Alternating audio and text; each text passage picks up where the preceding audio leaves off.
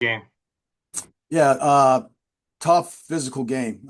There was, guys downhill running, just the things, the collisions and all the things like that. But that's football. That's college football. I thought it was very physical. Disappointed obviously in that we get the lead in the halftime, and then at the start of the third quarter they return a kickoff back for a touchdown, and that's kind of the difference in the game as you've gone. You go back and forth and explosive plays and the third downs and all those things like that. So they did a good job executing when they needed. We had a chance at the very end to try to put some points back on the board to tie it, or perhaps go for the win. But they did a good job, sacked our quarterback. They got 3 sacks. We had no sacks, and uncharacteristically, for a long time, we had no turnovers, and that's something we've been able to do, every game for a long time. And when you don't create turnovers, that's less of opportunities for field position or scoring, and so that was something that didn't happen. But again, like I said, they played well. They out executed us, and we just got to do a better job of some of the phases that'll give us an opportunity when you go on the road and you're playing a top 20 ranked team that you got to deliver on. And so it's good to be back in the confines of Zabel this Saturday. The goal is to go 1-0 and be 3-0 at home. That's kind of the mentality that we have here. So we look forward to the challenge. Every week's a challenge. Every coach on here has talked about the things you have to overcome and how you go about doing it. But we're in a good place, and we just want to keep pressing the mark and making sure that we control our own destiny. Couple questions for you. The first from Donald Ware. Go ahead, Donald. All right. Good morning. Appreciate it, Rob. Good morning, Coach London. Good How are morning. you doing? Doing good. Thank you. So good. So Tyler Hughes, can you talk about him, sort of his development and how he's progressed from last year to now? Yeah, so Tyler, our starter, guy has started the game last year. Like any quarterback that's been in a program that's been number two and has kind of worked his way up into the starter, there's growth and there's development. There's growth and development with him. The reads, what we're asking him to do, and things like that. So it's an ongoing process in trying to present a game plan that he can handle, that he can facilitate, that he can use his legs, that we do things for him schematically that are going to allow him to be successful. And so sometimes you have a guy that's athletic like that and he wants to make plays. It's sometimes it's to the detriment, but he's a great learner. He's a high competitor. I just think his football IQ continues to get better.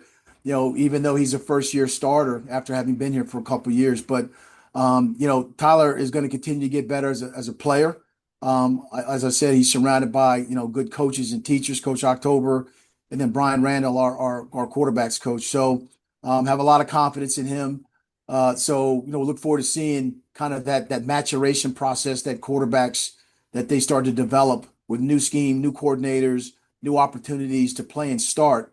And that's something we look forward to. And then can I get a follow up in? Sure, go ahead, Donald. Rob? Okay, cool. So with respect now, I don't know, maybe Kevin White is a guy that maybe he's from sort of that area. What are you seeing for A&T? What are you seeing from him on film? The quarterback you talk about? Correct. Yes, for Yeah, A&T. yeah, Correct. yeah. He's a guy that can facilitate the ball well. Obviously, if he gets stuck in traffic back there, he knows how to move his feet and get out of there. I think he has maybe 3 interceptions or whatever, But at the same time, you see a guy that can hitch up in the pocket. You see a guy that can get on the edge. If you don't have your hands in a throwing lane or you don't have him a contained rush on him, he's going to allow his athleticism to go do what he can do. And so he's got demonstrated performance in playing against the FBS teams. There's been some games they've been close in where he's kind of directed drives down the field. And so again, he's one of those. He's a quarterback that I'm quite sure that Coach Gibbs, has entrusted him to run the offense. They'd like him to do better, as we'd like our guy to do better. But he's a highly effective guy that that runs a system that they run, and we got to make sure we know where he's at all times. Do you have any I don't know, familiarity maybe with Coach Gibbs? When you were at Howard, he was at, A&T as the running backs coach. Maybe, I don't know, outside of that, and do you kind of lean on some of that in terms of your preparation for A&T? Now, just professional development, just knowing guys in the profession that over the course of the years, you build such a strong camaraderie of being around, coaches, particularly, when I was at Howard at HBCU, now here, we'll meet again. We've seen each other. We've met each other. There's guys on his staff that I still know from the Howard days, and their tight ends coach, Alice Purveyance, was a player here at William and Mary. So, there is familiarity, but not particularly with the scheme and the system of what they do. Obviously, 5 games being a sample size of what they do. The goal is to now come up with a game plan commensurate to trying to be successful, but also doing some things that hopefully you can exploit or attack, and that's part of it. But I have a lot of respect for Coach Gibbs. Okay, thank you, Coach London. All Appreciate right, it. thank you. Great, thank you. Next question, Mike from John O'Connor. Good morning, John. Good morning, Rob. Good morning, Coach London. Hey, Morning, John. you've played in 3 close games now against comparable opposition. I wonder, in your experience, what separates teams in these tight game situations? Well, obviously, the hat in the right gap. If your hand's supposed to be in the throwing lane of where the quarterback's throwing the ball, it needs to be directed in terms of which hand needs to be up. So there's a lot of times it boils down to the details of executing. The ball bounces funny ways. It does different things. We all know the wind, but ultimately, just having that small amount of the detail that says, "Hey, I got to set the edge. I got to keep my eyes and my hat outside." When you get too nervous and antsy, you stick your head to the inside, and the runner dips his head in and then cuts back to the outside. And so you see little things like that. That's coaching, that's teaching. We'll continue, as we always do, to coach the finer details because we've won a lot of close games here. And as you said, John, and been in close games, just got to make sure we finish with the details that are dedicated and necessary to have an outcome that allows you to win and walk away from that tough game. So, but the experience of having been in tough games like that, and then knowing when you get to those situations, that's a learning tool right there. And so we want to continue to keep learning, but we want to be on the other side of learning when you win games. And so that's what we want to get to. And that's the press and that's the mark. Hey, if I could follow up by asking, could you assess where the Tribe is after 5 games? Yeah, we're not where we'd like to be.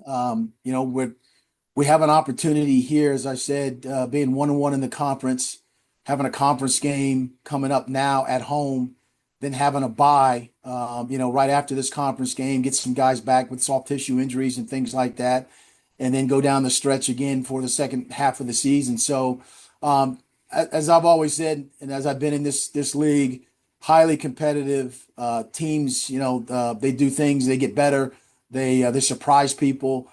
I like our team. Like I said, I think we're in a position to control our own destiny in terms of what we do, how our schedule lays out.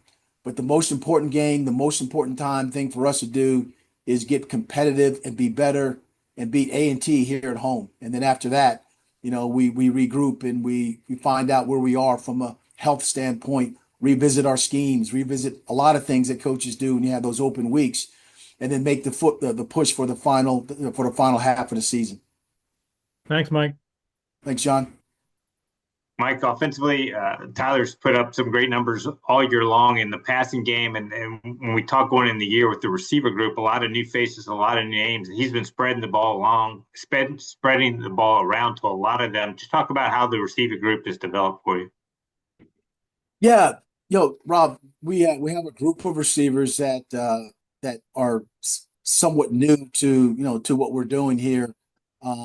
Guys have been around. Isaiah Lamont's been here. J.J. Johnson, he's been here. But those guys have stepped up in ways that has allowed the passing game to flourish, to be able to distribute the ball to different receivers. Devin Thompson has done a phenomenal job, being one of the 50-50 guys, but also catching balls across the line of scrimmage, the slants and things like that. So Armand Wright, so there's new names that are in the mix of things for us. There's young, talented players that are in the mix for us. Kai Austin, Al Honesty, a lot of young guys that are getting opportunities to play, and that's kind of where we are. But I like the way that Tyler can distribute the ball, the scheme to be set up to allow him to be successful, and that's what this week is about: is to do some things to continue to allow Tyler to grow in a way that our third down percentage becomes better. Right now, we're in too many second and long situations, and so we gotta help him in doing some things that can help that. But very happy, pleased with the receivers right now because there's a lot of them that have different skill sets that can help us along the way. All right, Mike. Thanks as always for your time here today, and look forward to talking